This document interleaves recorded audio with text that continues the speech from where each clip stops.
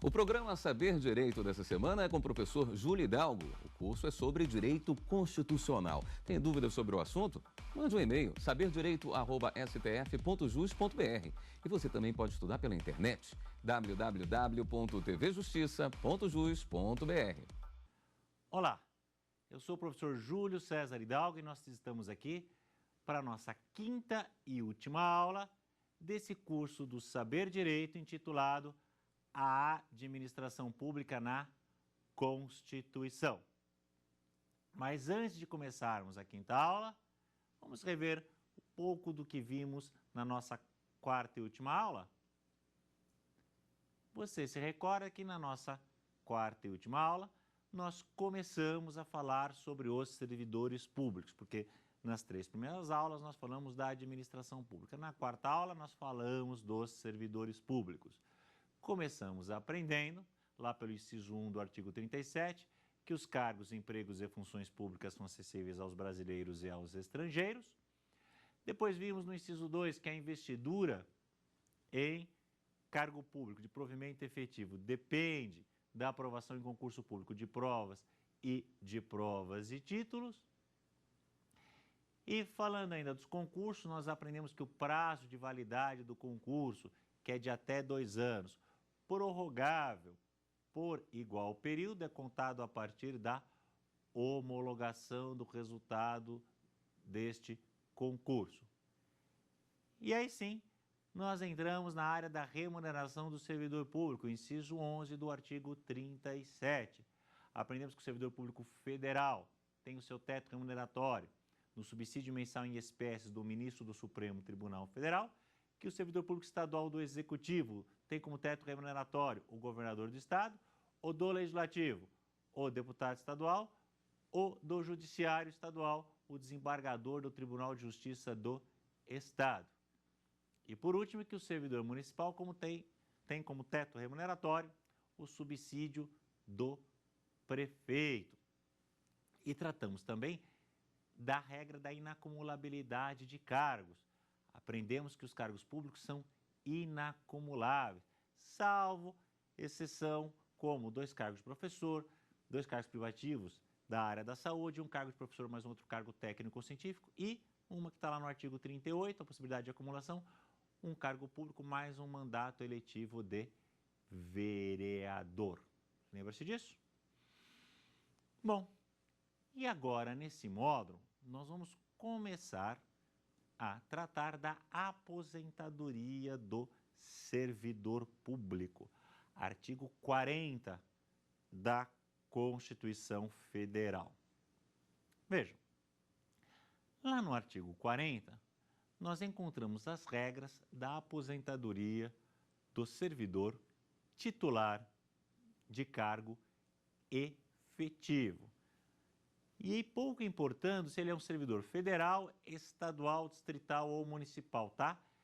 Essas regras são para toda a administração pública, mas são regras aplicáveis aos servidores titulares de cargo efetivo. Isso quer dizer o seguinte, que quem tem direito a se aposentar com base no artigo 40 da Constituição Federal é todo aquele que exerce atividade na administração pública, todo aquele que tem um vínculo de trabalho com a administração pública?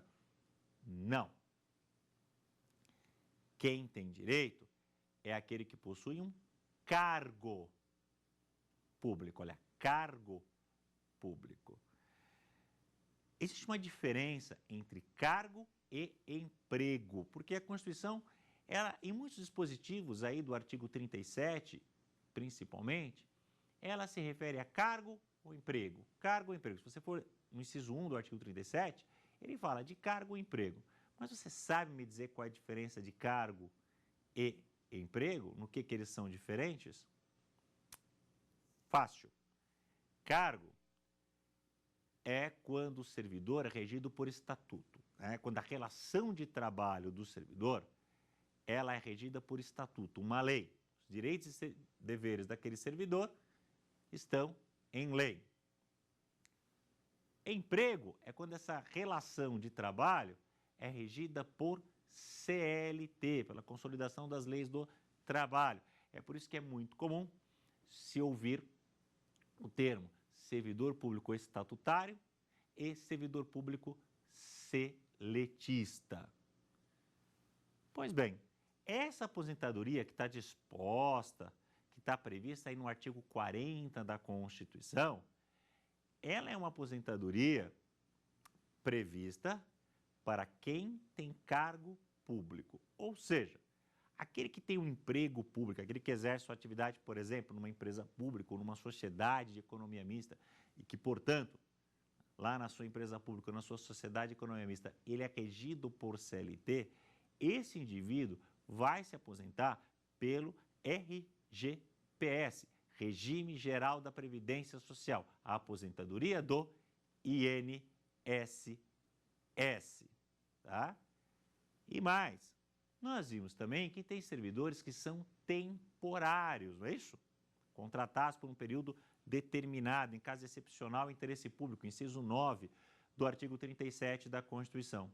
Vejam, esse temporário, ao se aposentar, e se talvez se aposentar como temporário, ele vai se aposentar também pelo RGPS, pelo Regime Geral da Previdência Social, pela aposentadoria do INSS.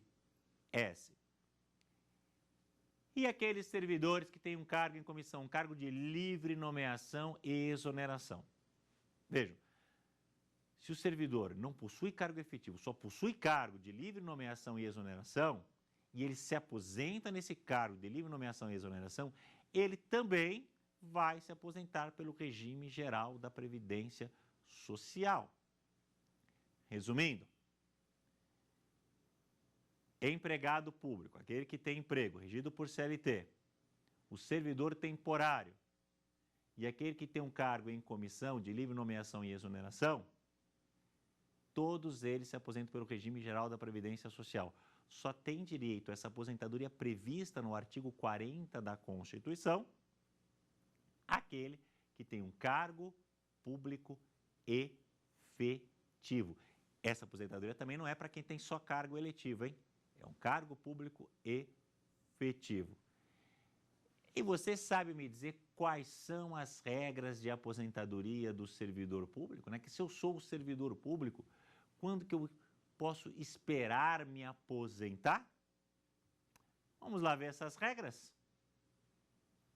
Vamos lá então, quando que o servidor pode se aposentar?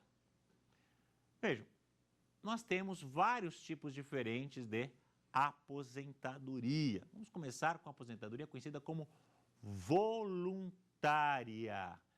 Nós vamos estudar 3 tipos, né? A saber, a voluntária, a compulsória e a aposentadoria por invalidez. Vamos começar com a aposentadoria voluntária, como o próprio nome diz. Voluntária. Qual que é essa aposentadoria? É aquela aposentadoria que o servidor pode ou não requerer, daí o termo voluntária, desde que ele preencha certos requisitos.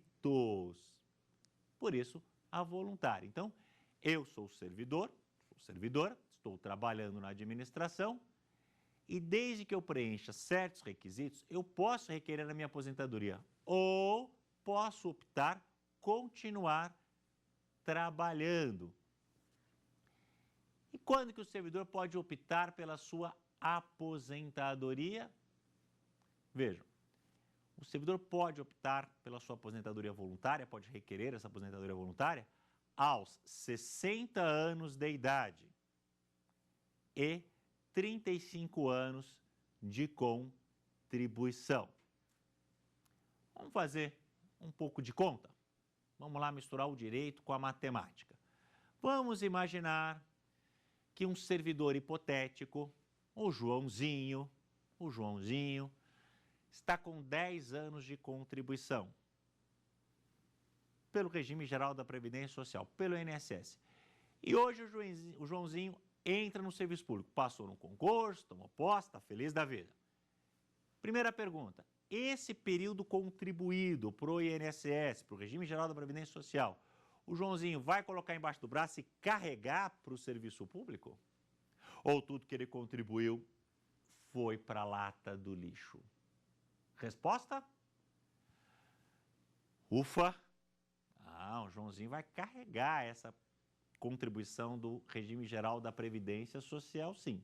Ele vai chegar lá com 10 anos. Lembrando que a aposentadoria voluntária pode ser requerida aos 60 anos de idade e 35 anos de contribuição. Então, quanto tempo falta para o Joãozinho se aposentar? Olha só, tem muita gente assim nessa aula aí que está tentada, está com uma tentação de dizer o seguinte: faltam 25 anos, professor. Presta atenção, presta atenção.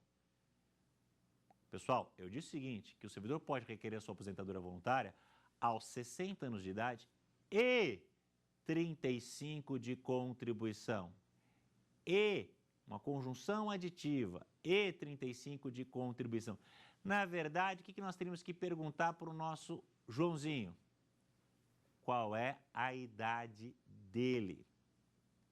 Porque não basta preencher um requisito, 60 anos de idade, ou outro, 35 anos de contribuição. O servidor só vai poder se aposentar quando ele preencher ambos os requisitos. Então, vamos imaginar que o nosso amiguinho, que tem 10 anos de contribuição, está com 30 anos de idade. Se ele está com 30 anos de idade, daqui quanto tempo ele vai poder pedir a sua aposentadoria? Exato.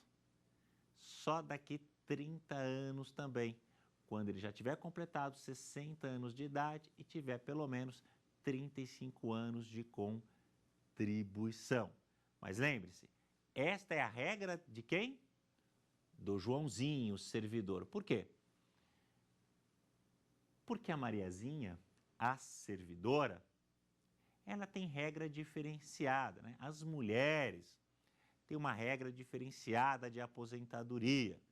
Lembrando que o inciso 1 do artigo 5º, diz o seguinte: homens e mulheres são iguais em direitos e obrigações nos termos desta Constituição. Então, veja que a própria Constituição estabelece algumas diferenças, isso não fere, né, nenhum princípio constitucional, não. E uma das diferenças está aí no artigo 40 da Constituição, que é um prazo menor para a aposentadoria da mulher. Menor o quanto? Professor Hidalgo, menor o quanto? 5 anos. Gente, olha, um truque para vocês, uma regra. Sempre que você estiver fazendo cálculo de prazo de aposentadoria, de uma categoria para outra, trabalha com o número 5, tá? É quase que um número mágico em questão de aposentadoria. Então, eu vou te dizer o seguinte: a servidora, a Mariazinha, se aposenta 5 anos antes que o Joãozinho. Então, se o Joãozinho se aposenta aos 60 anos de idade e 35 anos de contribuição, isso quer dizer que a Mariazinha vai se aposentar com quanto? Exato. 55 anos de idade e 30 anos de contribuição. 5 a menos que o Joãozinho. Olha que maravilha para a Mariazinha. Então, nós temos o servidor, 60 anos de idade e 35 de contribuição, ambas as exigências, e a servidora, 55 anos de idade e 30 anos de contribuição. Essa é a regra da aposentadoria voluntária. Então, vamos dizer assim, em regra, os servidores se aposentam com este prazo. Mas tem exceção? Tem. Só que vamos primeiro ouvir a primeira pergunta dessa aula. Vamos antes ouvir a primeira pergunta dessa aula. Aqui na tela para vocês a primeira questão. Se o servidor já recolheu o INSS antes do serviço público, essa contribuição é considerada para